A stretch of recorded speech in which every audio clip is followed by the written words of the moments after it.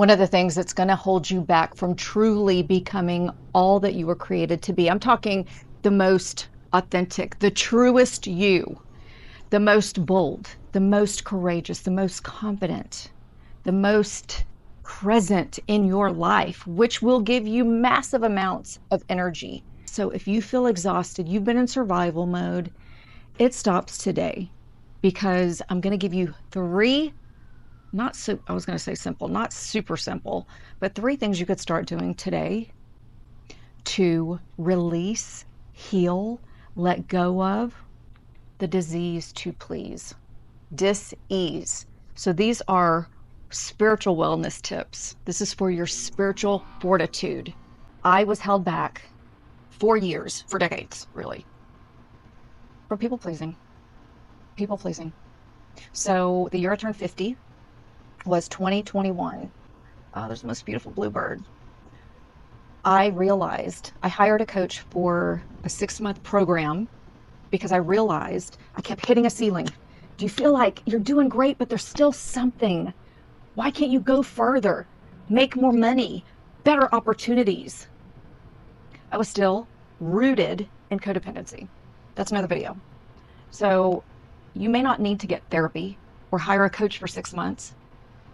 These are three simple things that I found in my own journey and in most of my coaching partners. This has been the most challenging behavior pattern to reprogram, change. But once you start implementing these things and integrating, it becomes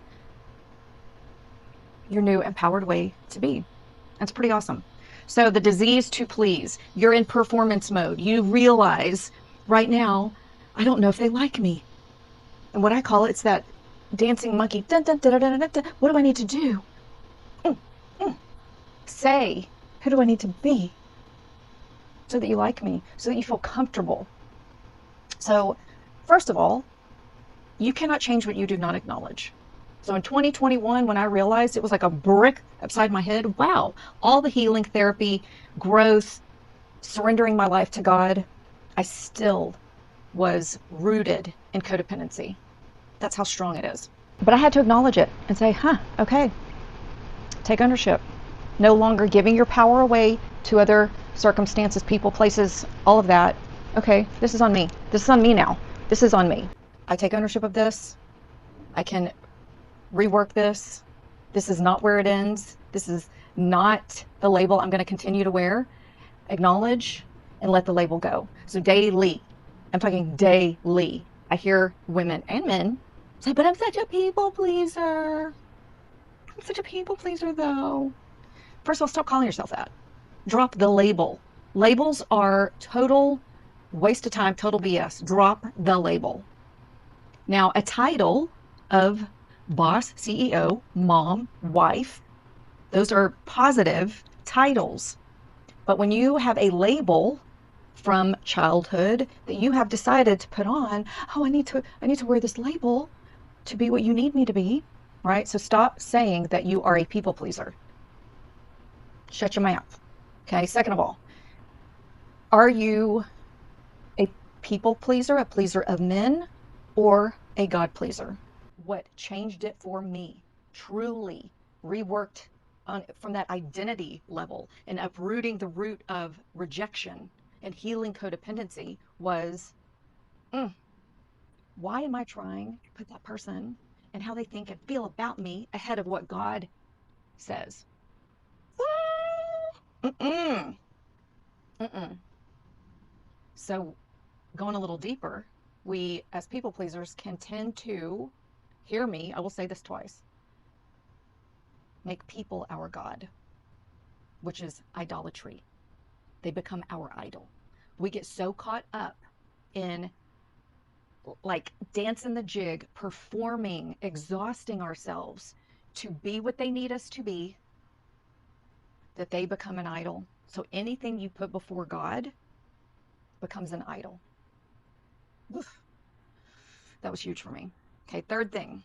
Again, these are three things that you could start implementing today, practicing today, right? This takes practice.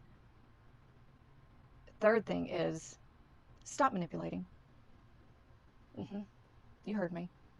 It is cringeworthy to think of people pleasing as manipulation. So narcissists get all the press, they get all the airtime.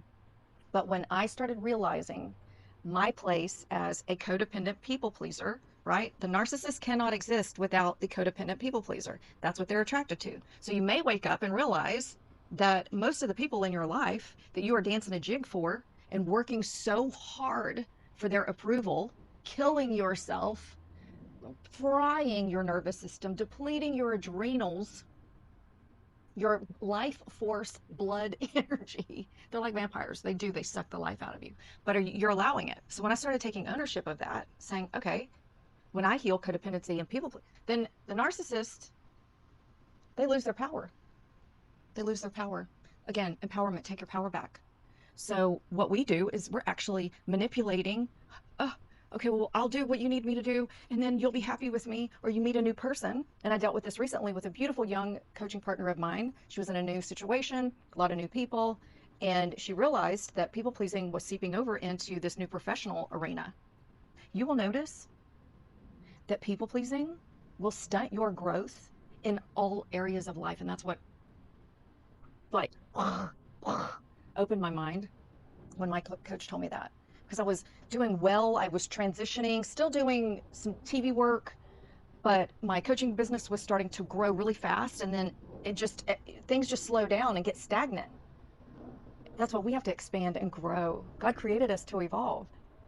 And that was the thing that she said, if you do not heal codependency and people pleasing, you will not become, number one, all that God created you to be, and therefore not make the kind of wealth generating businesses, the influence you want, the impact. It's not just dollars, right? I'm focused on serving. So if I want to serve more, so people pleasing was holding me back even in my content. So if you're afraid to get online, if you're afraid what people will think, if you're afraid of what your kids, you know, at their school, the moms, PTA, is there even PTA anymore? Your church group, your peer group, my friends, what are they going to say? Oh, you're doing videos? Ah, side eye. If you are a people pleaser, you're not going to do it. And again, going back to, if God is nudging you to start sharing, start telling your testimony, that's what happened to me. God started opening the door for me to speak on stages, and I was shrinking back. So all of this started happening around the same time. So manipulation. You are trying to control how that person feels about you, feels about the situation. If you're feeling like they're uncomfortable, you start, what can I do to make you feel good? Over complimenting, over talking, over everything, performing. So paying attention to when you start performing and who you feel like you need to perform around. And I am a work in progress. I am still working on this. I am aware of it now. The awareness is everything. And realizing when I'm around certain people, if I go into immediately where I feel like I have to tiptoe around them and make sure they're okay. Sometimes I do it with my husband. Are you okay? Are you okay? If I feel like he's, in his head about something or thinking about something, like it is my responsibility that if he's overthinking something, that it's my responsibility to try to make him feel better or something. So it's misplaced responsibility. It is not your responsibility to try and make someone feel a different way. And the opposite is true. It is not their responsibility to make sure you feel okay. Was this resonating? So there's more to it, and I will be talking more about this, but this was something that kept coming up, those three things. And of course, saying no, setting boundaries. We've got a lot to unpack here, but those are the three things to get you started on the path to releasing the label of people pleaser and standing fully, firmly, 1000% authentic. That means you are not a people pleaser. You do not have the disease to please. Joyce Meyer has a book called Approval Addiction that I read years ago. Obviously, I didn't retain it. Approval addiction. You get addicted. That was from childhood. You learn to go into performance mode and making sure everyone in the house. So then they say that's why people become an empath. I don't even wear that label anymore. I let it go. I'm Tiffany. Tiffany. So if you are ready today, it takes courage, it takes bravery, because you will feel uncomfortable. I guarantee it. You will have to get out of your comfort zone to decline invitations around those people that you have been addicted to their approval. I heard something that was going around. There is a doctor, a female doctor, psychiatrist that uh, focuses on narcissism, and she was interviewing another doctor, and she said, "What do you think the thing is that keeps people trapped in this cycle with narcissists and all?" The disease to please is that you are addicted to getting that difficult person to be good to you. Mm-mm-mm. That was like the biggest light bulb. It becomes your life's mission to get this person that barely gives you crumbs, that belittles you, cannot support you. It has been my life's mission with very close people in my life to get one little crumb from them, to get them to just be a little good to me, a little bit nice to me. Conditioning from childhood. Again, many more videos to come. You can do this. How bad do you want it? How bad do you want to contain your own energy, to be as powerful as possible, to go on and live your dreams, to step into your real life's mission? Get rid of that false mission of trying to get people to be good to you that are hurting themselves. And then the compassion does come in. You have compassion for those people because they're unhealed. And the last thing I'll leave you with is that we're all operating at our level of healing. When you realize that if you're continuing to grow and these people are still stuck, they're still living in victimhood, you have compassion for them. They're no longer the big bad bully, and you're no longer the victim. And that is grace. That is grace. Let me know what you think. Subscribe, all those things. I've got to get in the habit of, hit the like button so that I can get back into growing this channel. And I would love to hear comments.